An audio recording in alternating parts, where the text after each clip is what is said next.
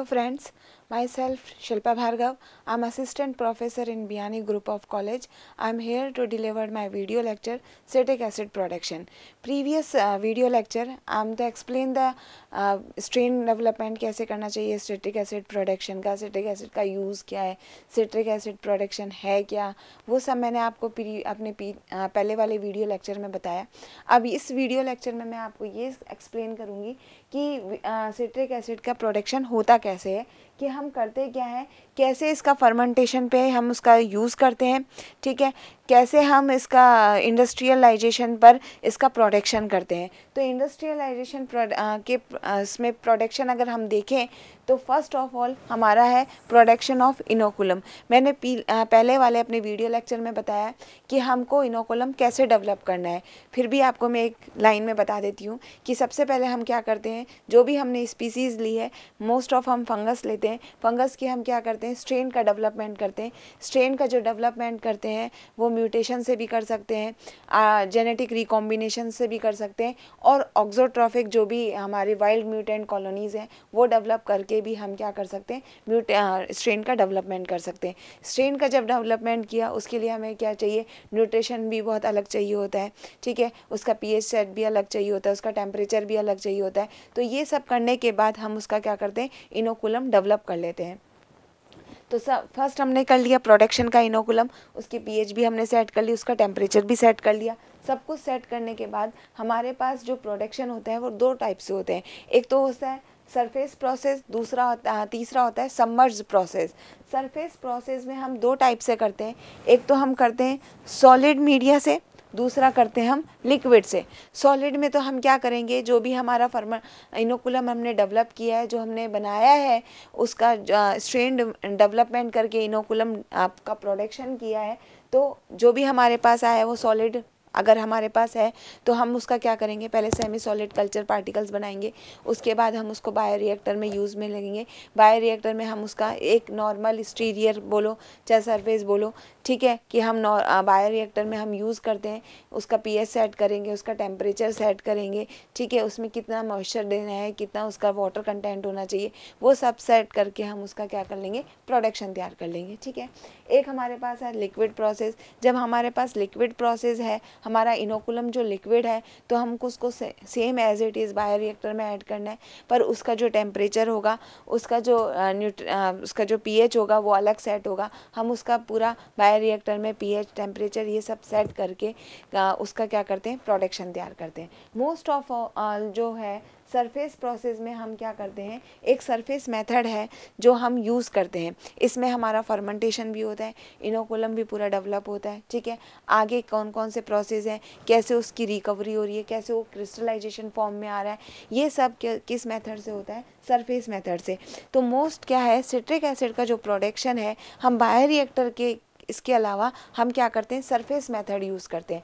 मतलब surface process में हम कौन सा मेथड यूज़ करेंगे, सरफेस मेथड यूज़ करेंगे. तो अब इसके लिए हमको क्या क्या चाहिए होता है, सबसे पहले हमको मोलेसिस चाहिए. मतलब मोलेसिस का मतलब हो गया रॉ मटेरियल. हमने क्या किया, एक रॉ मटेरियल तैयार किया है. इस रॉ मटेरियल में कुछ भी हो सकता है, हमारा प्लांट एक्सट्रैक्ट भी हो सकता है.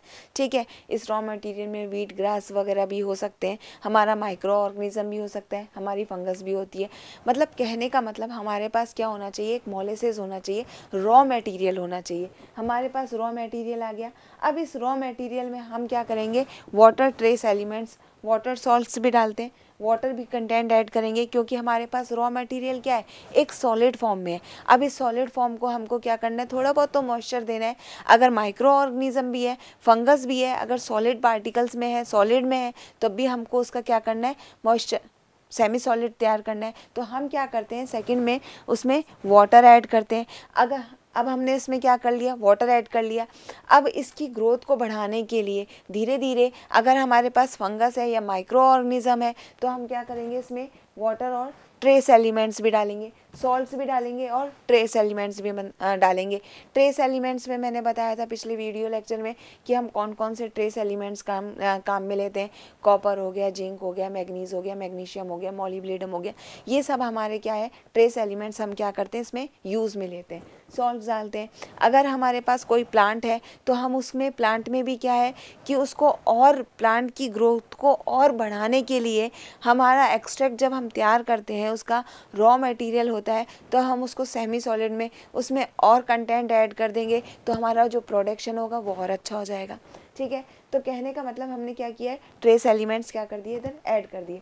अब हम क्या करते हैं, इसको स्टरलाइज कर देते हैं। हमने सबने इनोकुलम हमारा तैयार हो गया। स्टरलाइजेशन प्रोसेस में हम अपना क्या करते हैं, इनोकुलम तैयार करते हैं। उसके बाद हम उसको फर्मेंटेशन चैम्बर में डालते हैं। फर्मेंटेशन चैम्बर क्या होता है, बायोरिएक्टर, फर्मेंटर। हमने क्या किया है, पूरा फर्मेंटेशन चैम्बर यूज़ किया है। इसमें वही एयर बाहर जाएगी, जितनी भी हमारी जो कि वेस्ट जो एयर है वो बाहर चली जाती है। जो हमको एयर डालनी होती है वो हम क्या करते हैं, एयर करते हैं। इनोकुलम हम ऐड करते हैं, स्टीम ऐड करते हैं। स्टीम, जो भी हम स्टीम यूज़ करेंगे, जो भी हम एयर यूज़ करेंगे, वो हमारी क्या होनी चाहिए, स्टरलाइज होनी चाहिए।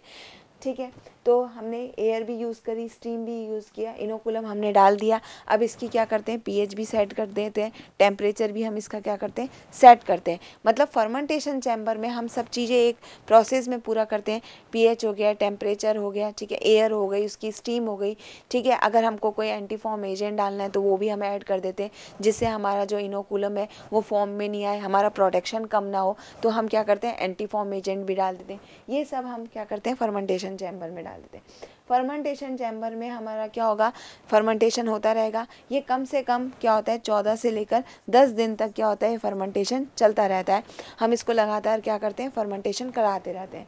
तो आफ्टर 10 डेज़ या हम कहें 15 डेज़, तो हमारा पास क्या होता है, माइसीलियम तैयार हो जाता है, हमारा प्रोडक्शन तैयार हो जाता है।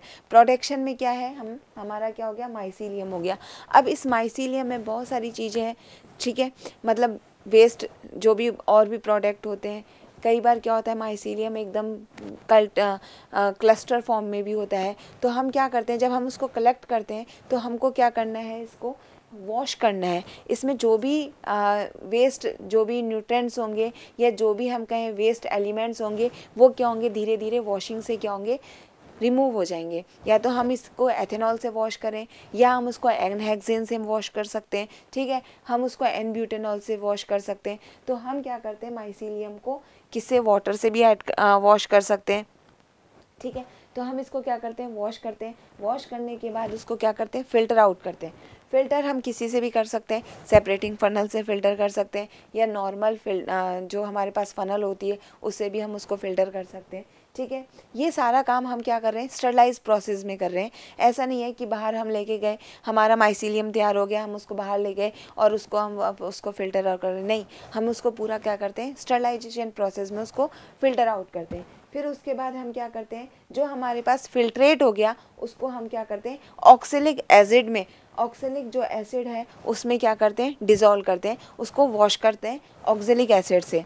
फिर ऑक्सैलिक एसिड से वॉश करने के बाद हमारे पास क्या होता है, सिट्रिक एसिड का प्रेसिपिटेशन तैयार हो जाता है। ठीक है, अब जब हमारे पास सिट्रिक एसिड का प्रेसिपिटेशन तैयार हो गया तो हम क्या करते हैं, H2SO4 से उसको क्या करते हैं, वॉश आउट करते हैं। ठीक है, अब जब सिट्रिक एसिड के बाद हम क्या करेंगे, H2SO4 से उसको वॉश करेंगे। वॉश करने के बाद हमें क्या मिलता है, कुछ पार्टिकल्स चारकोल के मिलते हैं, कुछ पार्टिकल सिट्रिक एसिड के मिलते हैं, जो हम क्या करते हैं, चारकोल से हम उसको क्या करते हैं, रिमूव करते हैं। तो चारकोल क्या करता है, जो भी फालतू के जो ट्रेस एलिमेंट्स होते हैं उसको क्या करते हैं, वो एब्जॉर्व कर लेता है। क्योंकि हमने क्या कहा था कि इनोकुलम जब हमने डेवलप किया है तो हमने क्या लिया है, उसमें ट्रेस एलिमेंट्स लिए। अब ट्रेस एलिमेंट्स ज़्यादा हो जाएंगे तो वो क्या करते हैं, उसकी सेंसिटिविटी को क्या करते हैं, डिक्रीज़ कर देते हैं। तो हम क्या करते हैं, उसमें चारकोल ऐड करते हैं। H2SO4 वॉश करने के बाद हम क्या, जो भी हमारे पास सिट्रिक एसिड का प्रेसिपिटेशन है हम उसमें क्या करते हैं, चारकोल ऐड कर देते हैं। तो चारकोल क्या करता है कि जो भी जो एक्स्ट्रा में ट्रेस एलिमेंट्स हैं उसको क्या करता है, वो एब्जॉर्व कर लेते हैं। एब्जॉर्व होने के बाद हम क्या करते हैं, आयन एक्सचेंज क्रोमेटोग्राफी, या हम कहें आयन एक्सचेंज क्रोमेटोग्राफी या कॉलम क्रोमेटोग्राफी, उससे क्या करते हैं, हम उसका पूरा प्रोसेस बना लेते हैं, हम उसके सेपरेशन तैयार कर लेते हैं। सेपरेशन तैयार करने के बाद हम उसको क्या करते हैं, क्रिस्टलाइजेशन फॉर्म में लेकर आते हैं, एवोपरेट कर देते हैं। एवोपरेट, या तो हम उसको एवोपरेट कर दें और वो क्या होता है, धीरे धीरे क्रिस्टल फॉर्म में हो जाए। जब अगर हम ये भी नहीं करना चाहते, हम एवोपरेट नहीं करना चाहते, तो हम क्या करते हैं उसका K4FeCN6 में क्या कर देते हैं, हम उसको K4FeCN6 हम उसमें डाल देते हैं।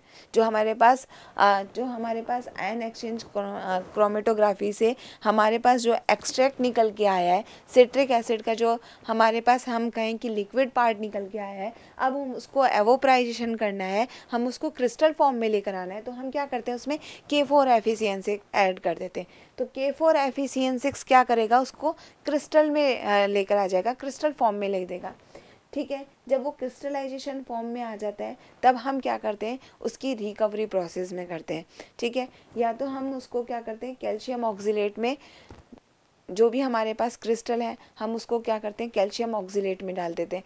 तो जो क्रिस्टल होते हैं वो क्या होते हैं, बिल्कुल एकदम प्योर फॉर्म में आ जाते हैं, मतलब बिल्कुल क्या होते हैं, ट्रांसपेरेंट हो जाते हैं। तो कैल्शियम ऑक्सीलेट क्या करता है, जो भी रिमूव कर देता है ट्रेस एलिमेंट्स को। ठीक है, या हम कहें कि जो भी हमारे फालतू कंटेमिनेंट्स हैं, ठीक है, या हम कहें जो वेस्ट एलिमेंट्स हैं जो उसकी प्योरिटी को शो ऑफ नहीं होने दे पा रहे, उसको एक रिमूव, मतलब एक क्रिस्टल फॉर्म में नहीं आने दे पा रहे, या हम कहें उसको ट्रांसपेरेंसी फॉर्म में नहीं आने दे पा रहे, तो कैल्शियम ऑक्सीलेट क्या करता है, उन सबको, सब ट्रेस एलिमेंट्स को क्या कर देता है, एब्जॉर्ब कर देता है। जैसे ही वो इन सबको एब्जॉर्ब कर लेगा तो जो हमारा क्रिस्टल फॉर्म है, जो हमारा सिट्रिक एसिड क्रिस्टल फॉर्म में है, वो क्या होता है, बिल्कुल ट्रांसपेरेंट पोजीशन में आ जाता है। ठीक है, तो ये पूरा का पूरा जो है वो सरफेस मेथड है। इस सरफेस मेथड से हमने क्या किया है, अपने सिट्रिक एसिड का प्रोडक्शन किया है। इंडस्ट्रियल में दो सरफेस मेथड को हम बहुत ज़्यादा यूज़ में ले लेते हैं, जिसके कारण क्या है, ये जो प्रोसेस है वो कम से कम क्या होता है, 14 से 10 दिन तक के लिए चलता है। और हमको मोस्ट ऑफ, कम से कम सबसे ज़्यादा कितना होता है, 89% या हम कहें 99% हमको क्या होता है, सिट्रिक एसिड का प्रोडक्शन हो जाता है।